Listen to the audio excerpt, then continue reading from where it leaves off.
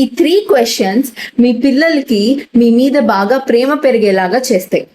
So parents ఇది చాలా important, జాగ్రత్తగా వినేసేయండి అండ్ ఈ రీల్ని సేవ్ చేసుకోండి. మళ్ళీ కనిపించకపోవచ్చు అండ్ ఎవరికైతే ఇంపార్టెంట్ అనుకుంటున్నారో వాళ్ళకి షేర్ కూడా చేసేయండి అండ్ ఇంకా ఇలాంటి విషయాలు తెలుసుకోవడం కోసం ఖచ్చితంగా ఫాలో చేసేయండి.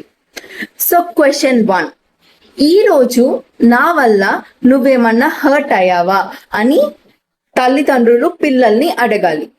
ఎందుకంటే మనం కొన్నిసార్లు కావాలని ఏమి అనము, మనకది నార్మల్ మాటే అయి ఉండొచ్చు, కానీ పిల్లలు సెన్సిటివ్ కాబట్టి వాళ్ళు ఎక్కడైనా మేబీ హర్ట్ అయి ఉండొచ్చు.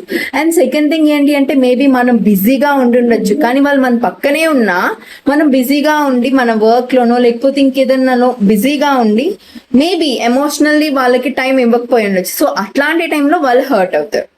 సో సెకండ్ క్వశ్చన్ ఏంటి అంటే, ఈ రోజు నువ్వు ఎప్పుడైనా సాడ్ గా అనిపించిందా? ఈ రోజులో నీకు స్కూల్లో కానీ, పార్క్ లో కానీ, లేదా ఇంట్లో కానీ, లేదా ఎవరైనా పర్సన్ నిన్ను హర్ట్ చేశారా?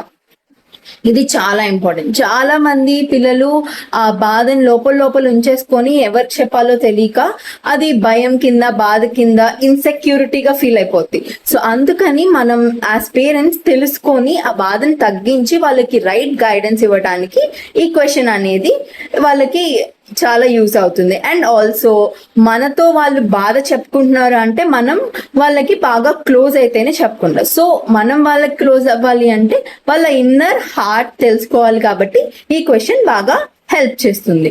అండ్ థర్డ్ క్వశ్చన్ ఏంటి అంటే, నువ్వు నాకు ఈరోజు ఏమన్నా చెప్పాలనుకొని చెప్పకుండా ఉండిపోయావా? మేబీ మనం బిజీగా ఉండొచ్చు, లేకపోతే ఎవరైనా ఉన్నారు అని చెప్పి వేరే వాళ్ళ ముందు చెప్పడం ఇష్టం లేక పిల్లలకి మనకు చెప్పకుండా ఉండుండొచ్చు. సో ఇంకా ఏవైనా రీజన్స్ వల్ల వాళ్ళు మనకి ఏమన్నా చెప్పాలనుకొని చెప్పలేదేమో అనే విషయం కూడా కనుక్కోండి. సో పిల్లలకి చిన్న చిన్న విషయాలు అనేవి చాలా మ్యాటర్ అవుతాయి. సో వాళ్ళు ఏదో ఒకటి చెప్పాలనుకుంటారు, కానీ మేబీ సిచ్యువేషన్ వల్ల చెప్పకపోయి ఉంటే సో తెలుసుకోవటం అన్నమాట. సో ఈ 3 క్వశ్చన్స్ అనేవి చాలా ఇంపార్టెంట్. ప్రతి చైల్డ్ కి ఈ 3 క్వశ్చన్స్ తో మీ పిల్లలకి మీ మీద చాలా ఎఫెక్షన్ పెరుగుతుంది.